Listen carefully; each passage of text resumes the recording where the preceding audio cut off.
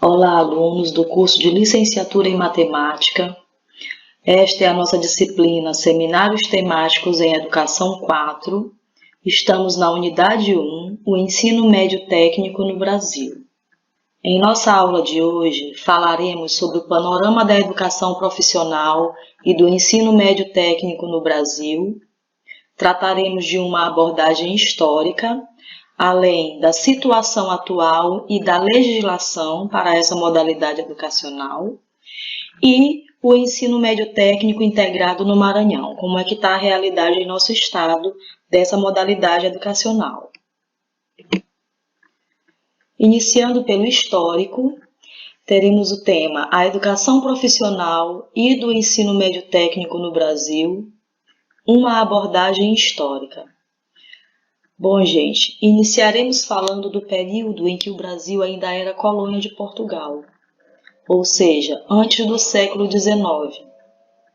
Nesse período, nós não temos registros de nenhuma iniciativa que possa ser caracterizada como educação profissional no Brasil.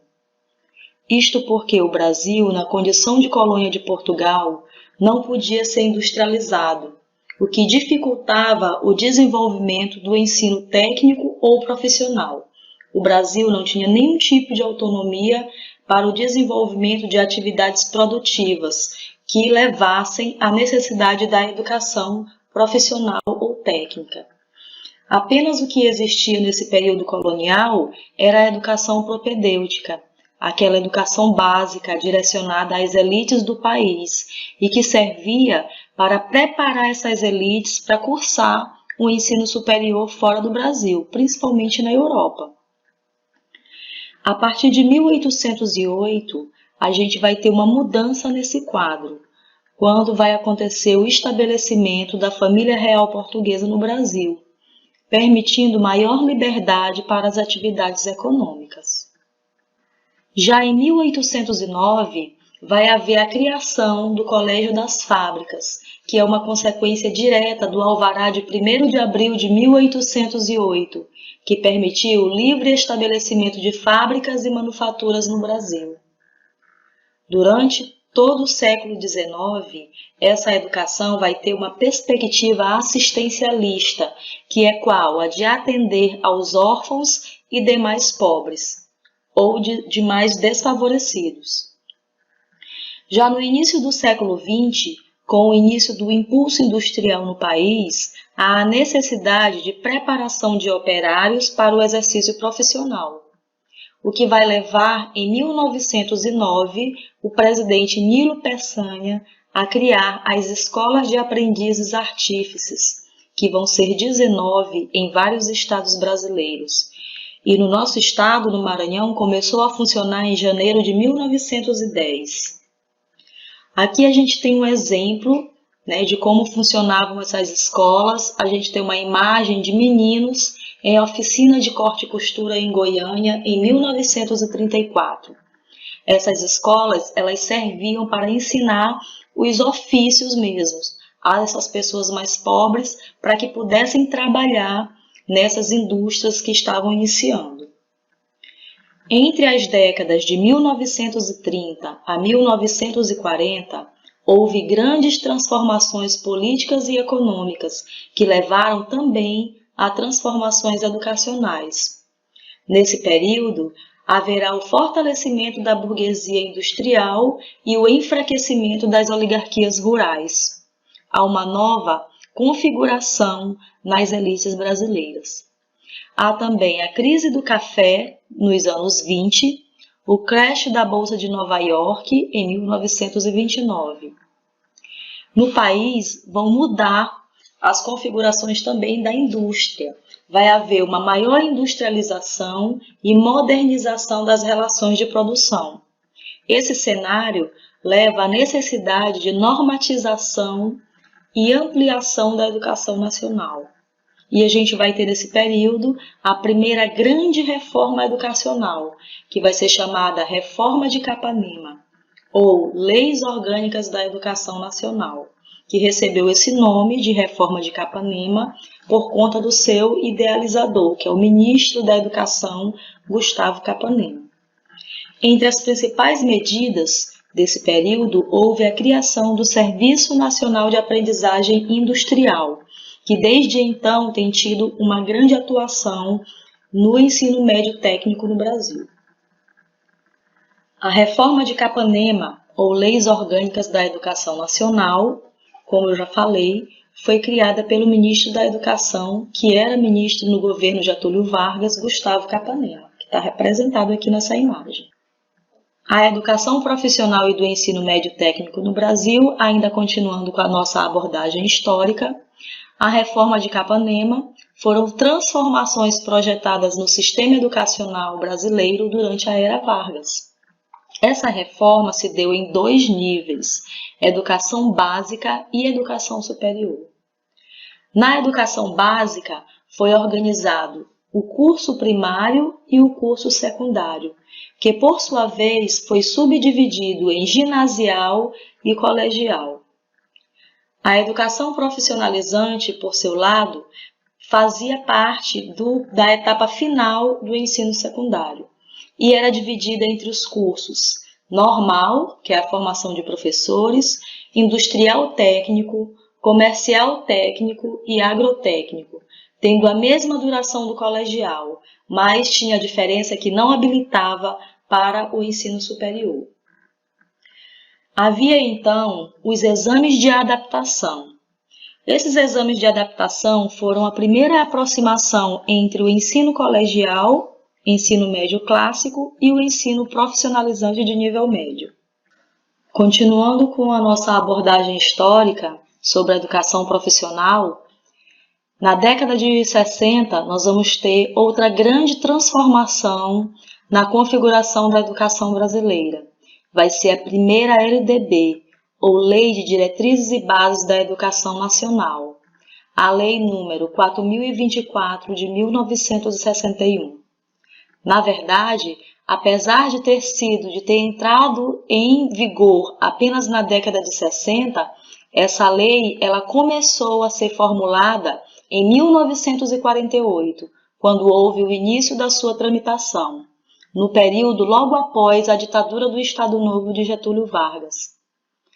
Durante esse período de trâmite, foi marcado por fortes embates acerca dos modelos de desenvolvimento que se apresentavam para o país, e assim também do modelo educacional que se almejava, que se esperava para o nosso país. Esse período de tramitação foi marcado pela polarização de interesses.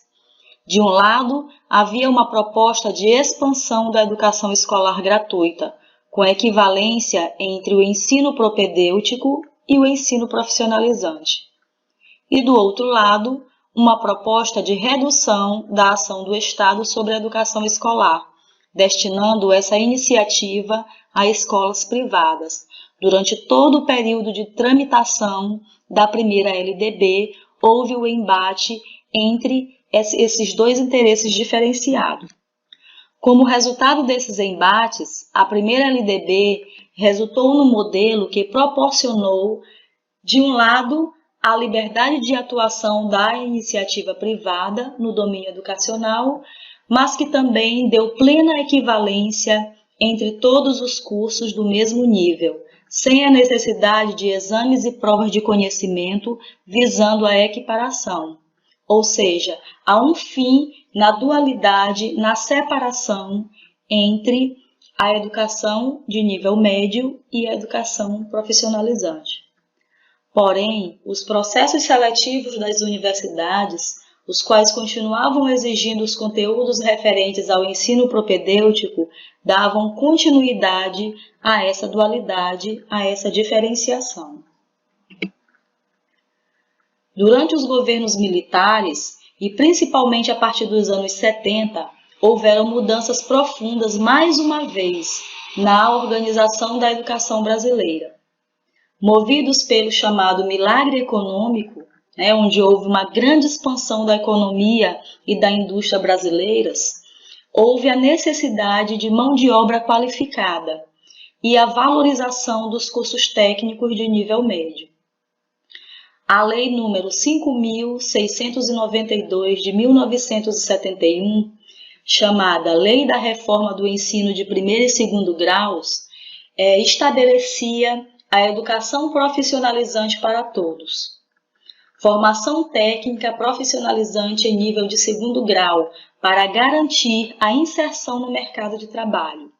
Houve nesse período uma grande expansão dessa educação profissional e aonde se restringiu essa educação profissional aos sistemas públicos de ensino. Ao mesmo tempo que se expandiu, o sistema se restringiu também aos sistemas públicos de ensino. As escolas particulares continuavam preparando para o acesso ao ensino superior. Houveram vários problemas nesse período em relação a esse ensino profissionalizante compulsório nas escolas públicas. Primeiro, porque concentrou-se nos sistemas de ensino público.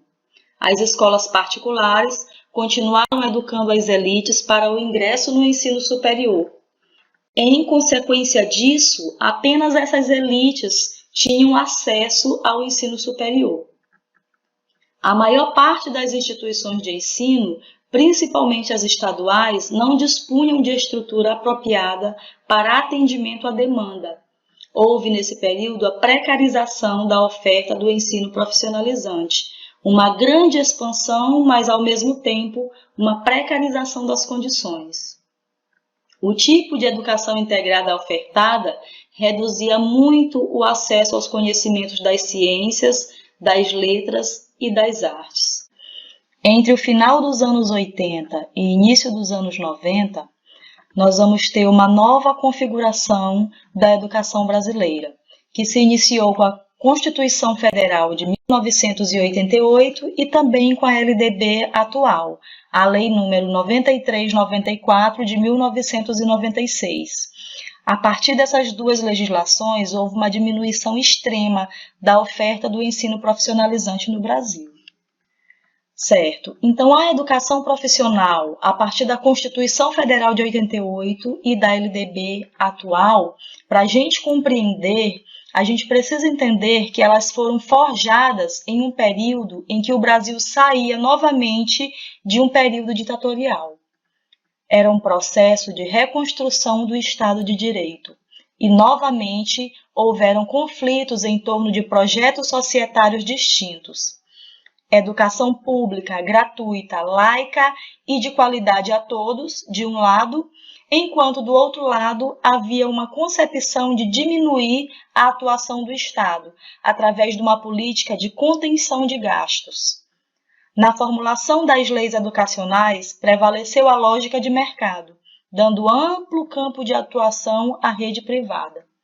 Essas leis privilegiaram novamente a dualidade entre ensino médio, com a educação generalista, e o ensino técnico, com a educação profissionalizante. Outras duas leis importantes nesse período foi o PROEP e o Decreto 2.208 de 97, que formaram a reforma da educação profissional, com a privatização e sucateamento da educação profissionalizante. Bom, gente, o ensino médio técnico na configuração atual, ou seja, com a integração entre ensino profissionalizante e conhecimento científico, ele foi configurado a partir do início dos anos 2000, quando houve a retomada dos debates em torno da dualidade da educação nacional. Nesse período, houve uma mobilização significativa dos setores educacionais, ressaltando a importância da educação politécnica para o ensino médio e a superação da dualidade entre a cultura técnica e a cultura geral. Haviam vários entraves a esse tipo de educação, dos quais o principal entrave era a realidade concreta dos jovens da classe trabalhadora e a necessidade de inserção no mercado de trabalho antes mesmo dos 20 anos. Devido a esse quadro da realidade brasileira, a saída apontada foi então que o ensino médio, que pudesse garantir a integralidade da educação básica, mas que oferecesse também a especialização profissional, numa perspectiva de integração dessas duas dimensões. A partir dessas reflexões foi criado o Decreto 5.154 de 2004, que regulamenta a organização atual do ensino médio integrado ao profissionalizante. Esse decreto trata da organização da oferta da educação profissional e tecnológica e também da criação do ensino integrado. Esse ensino integrado, ele possui duas formas de oferta. A primeira, articulada, dividida em integrada e concomitante, e a segunda forma, a subsequente. Na forma articulada integrada, ela é ofertada somente a quem já tenha concluído o ensino fundamental, com matrícula única na mesma instituição, de modo a conduzir o estudante à habilitação profissional técnica de nível médio, ao mesmo tempo em que conclui a última etapa da educação básica. A forma articulada concomitante é ofertada a quem ingressa no ensino médio ou já o esteja cursando, efetuando-se matrículas distintas para cada curso, seja em unidade de ensino da mesma instituição ou em instituições distintas de ensino. A forma de oferta subsequente é desenvolvida em cursos destinados exclusivamente a quem já tenha concluído o ensino médio. A legislação básica do atual ensino médio técnico, na configuração que hoje está vigente em primeiro lugar, a Constituição Federal de 1988, cujo artigo 205 define que a educação, direito de todos e dever do Estado e da família, será promovida e incentivada com a colaboração da sociedade, visando ao pleno desenvolvimento da pessoa, seu preparo para o exercício da cidadania e sua qualificação para o trabalho. A outra legislação também muito importante é a Lei de Diretrizes e Bases da Educação Nacional, LDB, que estabelece a educação profissional e tecnológica como modalidade da educação nacional. O Decreto 5.154, de 2004, que regulamenta dispositivos da LDB no tocante à educação profissional e tecnológica, e o Plano Nacional de Educação, PNE, de 2014 a 2024, que estabelece metas e estratégias específicas para a educação profissional e tecnológica. Essa é a principal configuração da legislação atual no que se refere ao ensino médio técnico brasileiro. No Maranhão, gente, nós temos duas instituições públicas que oferecem o ensino médio técnico integrado, no nosso estado. É o IFMA, Instituto Federal de Educação, Ciência e Tecnologia do Maranhão, e o IEMA, Instituto de Educação, Ciência e Tecnologia do Maranhão. O IEMA foi criado em janeiro de 2015 e ele possui dois tipos de unidades. Unidades plenas, que ofertam ensino médio técnico integrado em tempo integral, e também as unidades vocacionais, que ofertam cursos profissionalizantes para jovens e adultos. A diferença entre as unidades plenas e as unidades vocacionais estão na questão dos cursos integrados ao ensino médio, que são oferecidos nas unidades plenas apenas.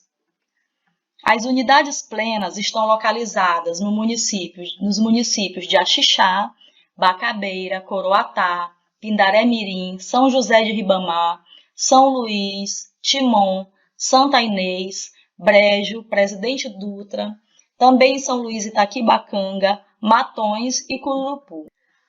O IFMA, Instituto Federal de Educação, Ciência e Tecnologia do Maranhão, foi criado pela Lei 11.892 de 2008, que foi uma lei que formulou a junção do Cefet Maranhão e das Escolas Agrotécnicas Federais de Codó, São Luís e São Raimundo das Mangabeiras.